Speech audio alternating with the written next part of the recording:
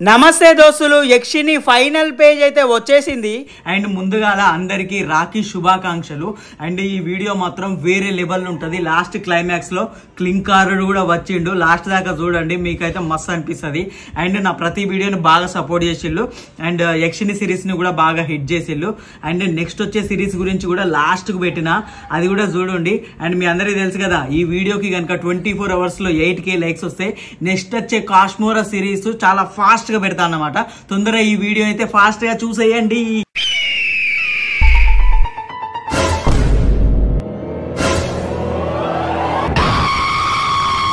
ఏమైంది? ఎందుకు ఆగిల్లు? యక్షిని ఏంటి చెప్పు. దాన్ని మట్టు పెట్టడానికే కదా ఆ క్లింకారం దగ్గరికి పోయేది.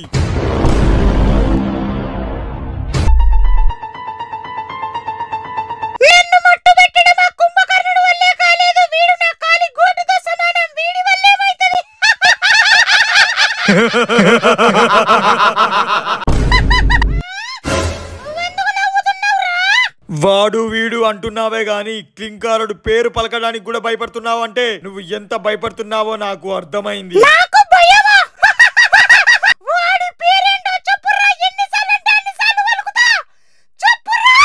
క్లింకారుడు అను చూద్దాం.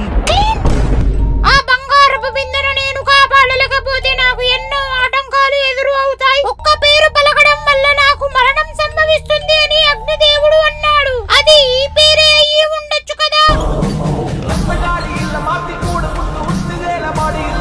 ఏమైంది వల్లి? ఏం జరుగుతుంది చెప్పు వల్లి. అరే నన్నెందుకు తీసుకెళ్తున్నావురా? వల్లి నువ్వైనా చెప్పు, విని ఆపమని. తొందర రా తాత, మళ్ళా యక్షినికి కళ్ళు తెరుచుకుంటాయి.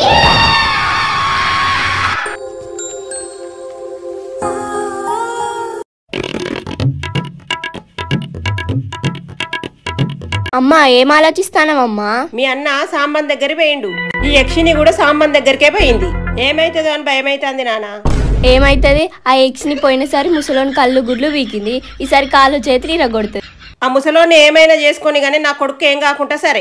అన్నయ్యకి ఏం కాదమ్మా, అన్నయ్య చాలా తెలివి కల్లోడు. ఆ యక్షి నుంచి తప్పించుకుంటాడు. తెలివి కల్లోడైతే 10 రూపాయలు సంపాదించుకొని కష్టపడి బతికేటోడు. ఇలా బంగార బిందె, లంక బిందె, సొట్ట బిందె, సోనాలి బిందె అని అత్యాశకు పోడు. ఇలా మన ప్రాణాల మీదకి తేడు, వాని ప్రాణాల మీదకి తెచ్చుకోడు. తెలివి కల్లోడట, తెలివి కల్లోడు. ఏ మాటలు నామిడికే కలిగిస్తుంది మా అమ్మ అయితే.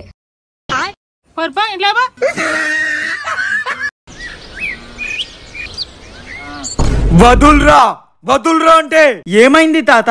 ఎలాగో అలా ఆ యక్షిని కళ్ళలో మట్టి కొట్టి మిమ్మల్ని కాపాడి ఇక్కడ దాకా తీసుకొచ్చిన. ఊకోరా. దాన్ని రెచ్చగొట్టి క్లింకారా అనే పేరు దాని నోటి నుంచి చెప్పిద్దాం అనుకున్నా, మొత్తం చెడగొట్టావు. అవునా తాత? పెద్ద పీకుడు మంతుడు గాని లెక్క ఆ యక్షిని కళ్ళల్లా మట్టి కొట్టిన. అవసరం వచ్చినప్పుడు ఏం పనికిరాడు గాని ఉన్నది జడగొట్టడానికి మాత్రం ముందుంటాడు. వల్లి ఎట్లా పడితే అట్లా మాట్లాడకు. ఆ యక్షిని తాతని ముఖాల మీద పడేస్తే చూడలేకపోయినా, అందుకే ధైర్యం తెచ్చుకొని మరి యక్షిని కళ్ళల్లో మట్టి కొట్టినా. కొట్టావులే మట్టి. నువ్వు చేస్తున్నదంతా మేము చూసుకుంటా పోతే మా బతుకుల్లో కూడా కొట్టేటట్టున్నావు. వల్లి మీరు ఇలా కొట్టుకోవడం వల్ల ఏం ప్రయోజనం లేదు. ఇప్పుడు నేను దాన్ని రెచ్చగొట్టడం వల్ల క్లింకారుని పేరు చెప్పబోయింది కదా, మళ్ళీ ఎందుకు ఆగింది? తాత క్లింకారుని పేరు చెప్పబోయింది కానీ మళ్ళీ ఏదో ఆలోచించుకొని ఆగిపోయింది. అప్పుడే నేను తీసుకుపోయి మట్టి కొట్టే. అవునా? అయితే ఆ యక్షినికి అనుమానం వచ్చిందేమో. అనుమానమా? దేని మీద తాత అనుమానం? 100 సంవత్సరాల క్రితం క్లింకారుడు 30 సంవత్సరాల పాటు నిష్ఠతో అగ్నిదేవుడికి తపస్సు చేశాడు. దేని గురించి? తనకి మరణం అనేదే ఉండకూడదని, చిరంజీవుడై వర్ధిల్లాలని. అవునా? ఆ అగ్నిదేవుడు క్లింకారుడు చేసిన తపస్సుకు కరిగిపోయి ఆ క్లింకారుడు ముందు ప్రత్యక్షమయ్యాడు. అవునా? ఆ తర్వాత ఏం జరిగింది? ఆ క్లింకారుడు చావునే జయించాలని అగ్నిదేవుని వరం కోరుకున్నాడు. ఆ అగ్నిదేవుడు వరం ప్రసాదించాడు. అంటే ఇప్పుడు ఆ క్లింకారునికి మరణం ఉండదా? మరణం లేదు, కానీ ఆ అగ్నిదేవుడు శపించడంతో శాపయుక్తుడై ఉన్నాడు. అసలు ఏంటి తాత ఈ ట్విస్ట్? క్లింకారునికి అగ్నిదేవుడు వరం ప్రసాదించాడంటున్నావు, అదే అగ్నిదేవుడు క్లింకారుని శపించాడంటున్నావు. అసలేంటి అర్థం కావట్లేదు. ఎప్పుడైతే అగ్నిదేవుడు క్లింకారుడికి మరణం లేకుండా వరం ప్రసాదించాడో అప్పుడే క్లింకారుడు తన నిజస్వరూపాన్ని బయట పెట్టాడు. అంటే ఏం చేశాడు ఆ క్లింకారుడు? అత్యాశకు పోయి ఆ దేవుళ్ళకే దేవుడవ్వాలనుకున్నాడు. క్లింకారునికి మరణం లేని వరం ఇచ్చాడు ఆ అగ్నిదేవుడు. దేవుళ్లకు కూడా మరణం లేదు. అలాంటప్పుడు క్లింకారుడు దేవుళ్లకు మించిన దేవుడు అవ్వాలనుకున్నాడు. అందులో తప్పేముంది? చాలా పెద్ద తప్పు ఉంది. ఆ క్లింకారుడు రాక్షసుల రక్త సంబంధికుడు, ఎప్పటికీ దేవుడు కాలేడు. ఆ క్లింకారుని పన్నాగం ఏంటంటే ఆ దేవుళ్ళనే బానిసలుగా చేసి ఆ రాక్షసులే పాలించాలని ఇంత పన్నాగం పన్నాడు. అమ్మవీనమ్మ బత్తాయో, క్లింకారుడు తక్కువ తెలివైనోడు కాదు. ఆ అగ్నిదేవునికి కోపం వచ్చి శాపం పెడతాడు, ఒక మర్రి చెట్టులో క్లింకారుణ్ణి బందీగా ఉండమని. అప్పుడు ఆ క్లింకారుడు అగ్నిదేవుడి కాళ్ళ మీద పడి క్షమాపణ కోరుతాడు, శాప విముక్తుని చేయని ప్రాధేయపడతాడు. అవునా? శాప విముక్తుడిని చేశాడా మరి? లేదు, ఆ గంధర్వ లోకానికి చెందిన యక్షిని తన పేరు క్లింకారుడు అని పలికినచో మళ్ళీ శాప విముక్తుడవుతాడని చెప్తాడు. అవునా? అయితే ఇప్పుడు ఆ చెట్టు ఎక్కడ ఉంది? పదండి తీసుకెళ్తా.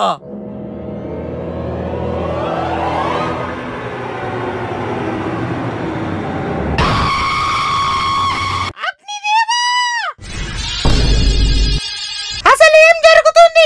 ఆ సాంబడి తాత నన్ను ఒక పేరు పలకమన్నాడు. ఆ పేరు పలకడం వల్ల నాకు మరణం సంభవిస్తుంది అన్నావు కదా, ఆ పేరు ఇదేనా? నువ్వు చెప్తావా, నన్ను తెలుసుకోమంటావా?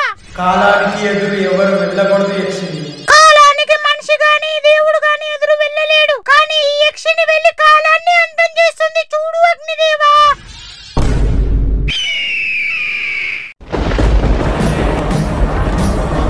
క్లింకారుడు దాగి ఉన్న చెట్టు ఇదే.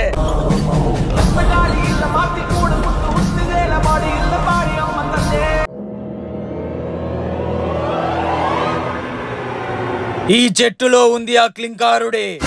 అంత కరెక్ట్ గా ఎలా చెప్తున్నావు తాత? చెట్టుకు గుండె సప్పుడు ఉంటదా? ఉండదు. ఈ చెట్టుకు చెవు పెట్టి విను.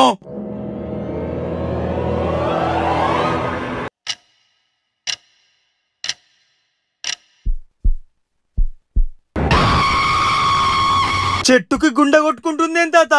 అది చెట్టు గుండె కాదు, క్లింకారుడి గుండె. ఇప్పుడు క్లింకారుడు శాప విముక్తుడు అవ్వాలంటే ఆ యక్షిని తన నోటితోని క్లింకారుడని పేరు పలకాలి, అంతేనా? అవును, కానీ ఇప్పుడు ఆ యక్షినితో ఆ పేరు పిలిపించలేం, అది అసంభవం. ఎందుకు చెప్పించలేము? నాకు ఒక ఆలోచన వచ్చింది. చెప్పు, ఏంటది? ఇదేదో బాగుంది, కానీ ఆ యక్షిని నమ్ముతదంటావా? ప్రేమ గుడ్డిది తాత, ఆ యక్షిని తప్పకుండా నమ్ముతది.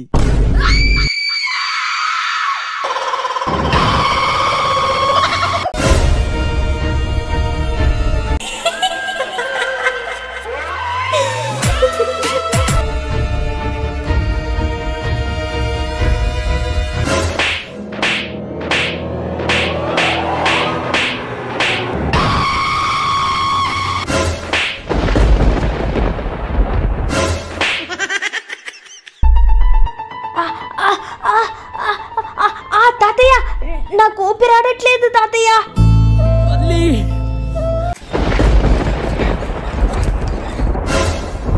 నాకు తెలియకుండా మీరు ఏదో చేస్తున్నారు, నాకు చెప్పండి లేదా చచ్చిపోతారు. యక్షిని నేను చెప్పేస్తా. చెప్పకు బిడ్డ, అసలు చెప్పకు. ఈ యక్షిని నా కన్ను లేకుండా చేసింది, అది ఇలాగే ఒంటరిగా బతకాలి. చెప్పకు బిడ్డ. చెప్పు త్వరగా. నువ్వెంతగానో ప్రేమించిన గండబేరుండు శాపయుక్తుడై ఉన్నాడు కదా ఆ కుంభకర్ణుడు చేతుల.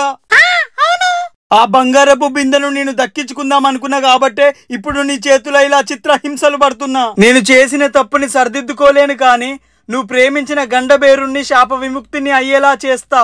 అప్పుడు నాపై నీకున్న కోపం కొంచెమైనా సల్లారి నన్ను క్షమిస్తావేమో. ఏంటి, నా గండబేరుండకు శాప విముక్త? అదెలా చెప్పు? నువ్వు చెయ్యగలవా? నా గండబేరుండ కోసం ప్రాణాలైనా ఇస్తాను, చెప్పు ఏం చెయ్యాలో. నా వెనుక ఉన్న చెట్టుని నువ్వు క్లింకారా అని పిలవడంతో నీ గండబేరుండు శాప విముక్తుడై బయటపడతాడు. మళ్ళీ నువ్వు నీ గండబేరుండతో సంతోషంగా ఉండొచ్చు అని అగ్నిదేవుడు తాళపత్రాల్లో రాసి ఉంది. అంతేనా? నా గండబేరుండ కోసం వేచి చూసి నా కళ్ళన్ని కాయలు కాసినాయి, నరక శోభను అనుభవించాను. ఇప్పుడు నా గండబేరుండ నా దగ్గరికి రాబోతున్నాడు.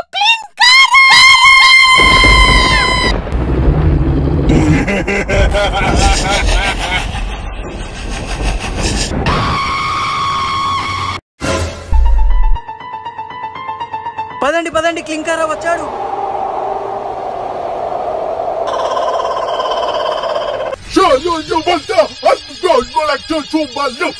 తాత, నాకు ఒకటి అర్థం కావట్లేదు. ఇప్పుడు క్లింకారుణ్ణి శాప విముక్తుని చేసింది యక్షినే కదా, మరి క్లింకారుడు యక్షిని ఎందుకు చంపాలి? నీకు చివరి రహస్యం ఇంకా చెప్పలేదు బిడ్డ.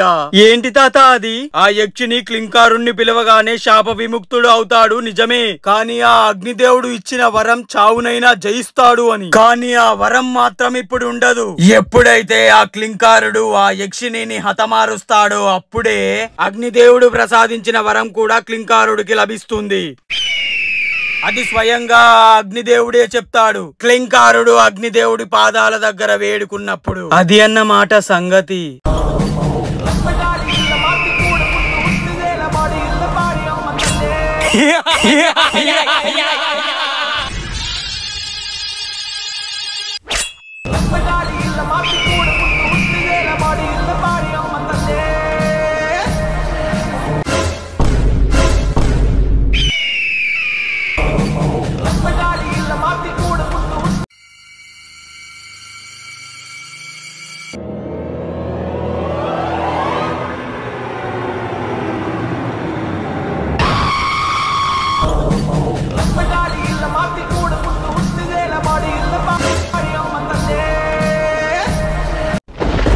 అరే టిల్లు లేరా, అరే టిల్లు లేరా, అరే లేరా, అరే టిల్లు లేరా. అక్కి అన్న ఏమైందన్నా? అమ్మయ్యా టిల్లు లేచిండిగా. ఇక ఈ బంగారు బిందొద్దు, ఈ లంక బిందొద్దు, ఏదొద్దు. మంచిగా నా పని నేను చేసుకొని సుఖంగా ఉంటాం. ఇప్పుడు ఈ వీడియో చూసిన మీ అందరికీ ఒక డౌట్ రావచ్చు. క్లింకారుడికి మళ్ళీ చావులేని వరం వచ్చింది కదా, అసలుకే ఈ క్లింకారుడు రాక్షసుడు. ఆ దేవుళ్ళని బానిసలుగా చేసి ఈ రాక్షసులదే రాజ్యం అయిపోతే ఈ లోకం ఏమైపోవాలి అని ఆ యక్షినికి అగ్నిదేవుడు సావు ముహూర్తం ఎలా పెట్టిండో సేమ్ అలాగే ఏదో ఒక రోజు క్లింకారుడికి కూడా పెడతాడు. కాలంకి ఎదురు వెళ్ళాలి అని ఎవరు అనుకున్నా చివరికి మట్టిలో కలవాల్సిందే. నమస్తే దోస్తులు, యక్షిని సిరీస్ అయితే మొత్తం మనం అయితే కంప్లీట్ చేసేసుకున్నాము. సో ఎలా ఉంది, మీకు ఎలా అనిపించింది కామెంట్ అండ్ లైక్ కూడా చేయండి. అండ్ నా టీమ్ మెంబర్స్ అందరూ నాకు ఫుల్గా support చేసిళ్ళు.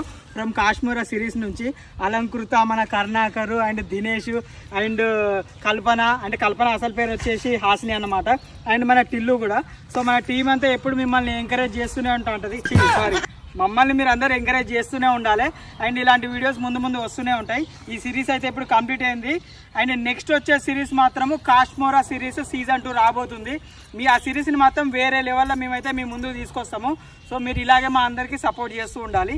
Thank you so much. 2 million subscribers కి దగ్గరలో ఉన్నది. వెంటనే సబ్స్క్రైబ్ చేసుకోండి దోస్తులు.